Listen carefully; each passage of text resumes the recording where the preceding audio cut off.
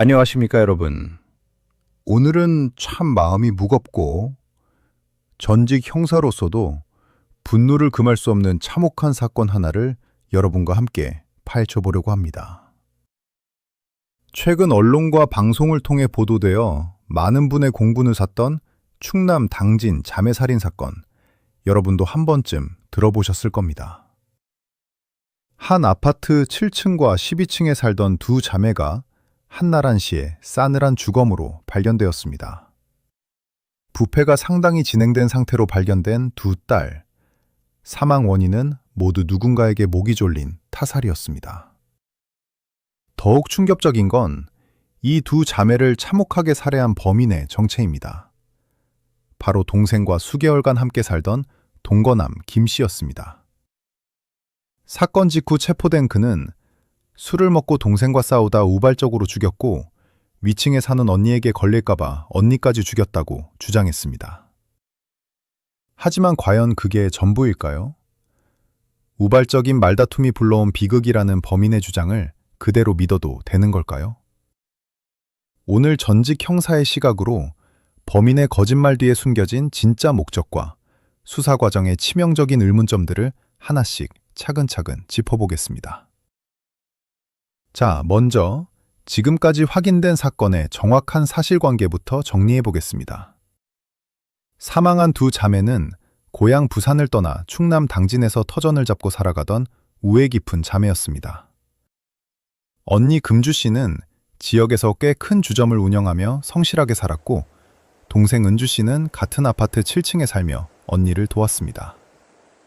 하지만 지난달 말 어머니와의 연락이 갑자기 끊겼습니다. 이상함을 느낀 언니의 친한 친구가 일주일 만에 집을 찾아갔을 때 12층 언니의 집에서 이미 사망한 언니 금주 씨가 발견되었고, 이어 7층 동생의 집에서도 동생 은주 씨가 시신으로 발견되었습니다. 범인은 동생의 동거남 김 씨. 그는 범행 직후 자매의 휴대폰을 빼앗아 마치 자매가 살아있는 것처럼 지인들에게 문자를 보내며 범행을 은폐했습니다. 그리고 그 6일 동안 언니의 명품과 외제차를 훔치고 언니의 신용카드로 현금을 인출해 울산으로 도주했습니다. 경찰에 체포된 김 씨는 범행을 모두 자백했습니다. 동생과 술을 마시다 말다툼 끝에 우발적으로 살해했고, 범행이 들통날까봐 위층 언니가 퇴근할 때까지 3시간을 기다렸다가 샤워하고 나온 언니까지 살해했다는 겁니다. 현재 경찰은 범인의 자백과 현장이 일치한다는 이유로 현장 검증조차 거치지 않고 사건을 검찰에 넘기려 했습니다. 자, 그럼 본론으로 들어가 보겠습니다. 사건의 전말과 범인의 진술을 들으면 들을수록 수사 현장에서 뼈가 굵은 전직 형사로서 도무지 납득하기 어려운 정황들이 한두 가지가 아닙니다. 첫 번째 포인트, 우발적 살인이라는 범인의 진술, 과연 사실일까요? 잠깐만요. 범인은 동생을 죽인 뒤 12층 언니 집으로 올라가 언니가 퇴근하기까지 무려 3시간을 기다렸습니다. 그리고 퇴근 후 샤워를 하고 나온 언니를 목 졸라 살해했습니다. 형사로서 생각해보면 보통 우발적이거나 충동적으로 살인을 저지른 범인은 그 직후 엄청난 긴장과 당황스러움, 공포에 빠지게 됩니다. 현장을 치우거나 즉시 도망치는 것이 일반적인 범죄 심리입니다. 그런데 동생을 죽이고 나서 3시간 동안이나 위층에서 잠복하며 다음 살인을 준비했다? 이게 정말 우발적인 범행으로 보이십니까? 이건 전형적인 계획범죄의 패턴입니다. 두 번째 포인트, 비밀번호와 돈에 얽힌 거짓말입니다. 가해자 김 씨는 도주자금을 마련하기 위해 언니 금주 씨의 카드로 현금을 인출했습니다. 비밀번호를 어떻게 알았냐는 경찰 조사에 김 씨는 평소 언니 심부름을 몇 번 해주어서 자연스럽게 알고 있었다고 진술했습니다. 우연이 너무 많이 겹칩니다. 피해자 금주 씨의 주변 사람들과 유가족들은 금주 씨가 돈 관리에 있어서만큼은 수첩에 따로 적어둘 정도로 대단히 철저한 성격이었다고 증언합니다. 동생의 남자친구에 불과한 김 씨에게 카드 비밀번호를 순순히 알려줬을 리가 없다는 겁니다. 그렇다면 어떻게 알고 인출했을까요? 살해 직전 혹은 감금 상태에서 강요나 고문에 의해 비밀번호를 억지로 알아냈을 가능성이 매우 높습니다. 더군다나 김 씨의 친동생조차 취재진에게 솔직하게 털어놓았습니다. 제 오빠지만 엄벌을 받았으면 좋겠다. 오빠는 어릴 때부터 절도죄 등으로 사고를 많이 쳤고 자기 명의로 휴대폰도 개통 못할 정도로 빚이 많았다. 처음부터 돈을 노리고 계획적으로 접근했을 것이다. 가족조차 범인의 말을 믿지 않고 상습적인 거짓말쟁이라고 말하는데 경찰은 범인의 우발적 범행이라는 자백만을 그대로 믿고 수사를 마무리하려 했던 겁니다. 다음으로 또 하나 신경 쓰이는 부분이 있는데요. 바로 범인이 도주 중에 보인 기괴한 행적과 경찰의 수사 태도입니다.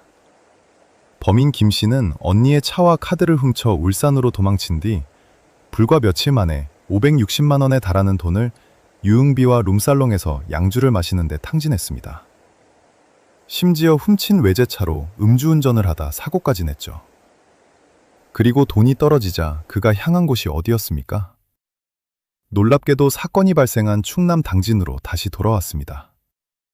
그리고는 언니 금주 씨가 운영하던 주점의 직원에게 언니인 척, 동생인 척 문자를 보냈습니다. 나 동생인데 가게 비밀번호 좀 알려줘. 이 부분이 상당히 중요합니다. 범인은 금주 씨가 운영하는 주점 안에 매일 100만 원 이상의 현금이 보관되어 있다는 사실을 알고 있었습니다.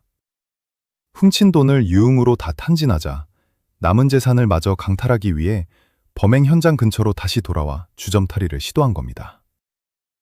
이건 단순한 치사나 우발적 살인이 아닙니다. 처음부터 끝까지 돈을 노린 강도살인의 정황이 명백합니다. 여기서 잠시 생각해 보시죠. 이렇게 명백한 강도살인의 정황과 물증이 차고 넘치는데 경찰의 대응은 어땠습니까?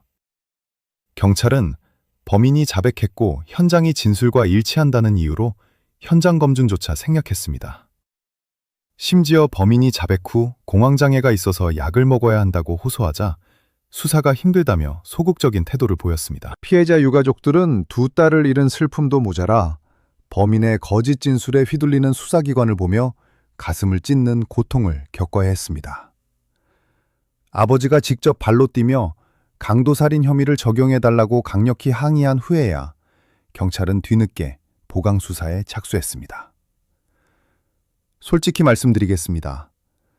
범인의 입에서 나오는 자백은 수사의 시작일 뿐이지 끝이 아닙니다. 범인은 자신에게 유리하도록 형량이 낮은 우발적 단독 범행으로 포장하려 하는 것이 당연한 본능입니다. 수사기관이 범인의 말만 믿고 현장 검증도 없이 사건을 서둘러 종결하려 한 것은 명백한 부실 수사이자 유가족에 대한 2차 가해입니다. 오늘 다룬 이 사건, 단순히 연인 간의 말다툼이 부른 비극 정도로 치부할 수 있을까요? 돈 몇백만 원, 그리고 유흥비를 마련하기 위해 어릴 때부터 착하게 살아온 두 자매의 목숨을 짓밟은 악마 같은 범행.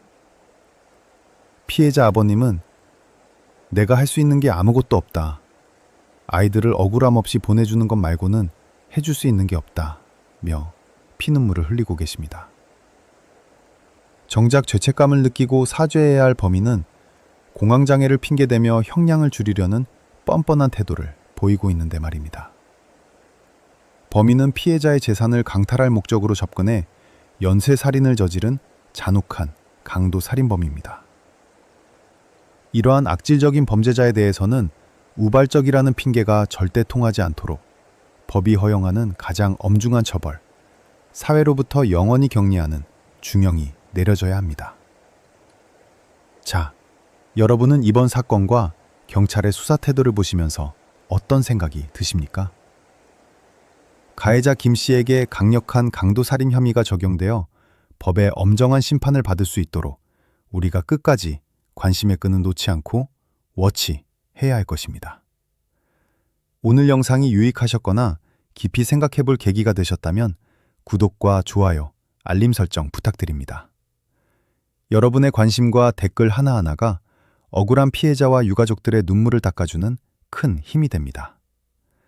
저는 다음 시간에 더 깊이 있고 날카로운 분석으로 다시 찾아뵙겠습니다. 긴 시간 함께 해주셔서 감사합니다. 시청자 여러분, 늘 건강하십시오.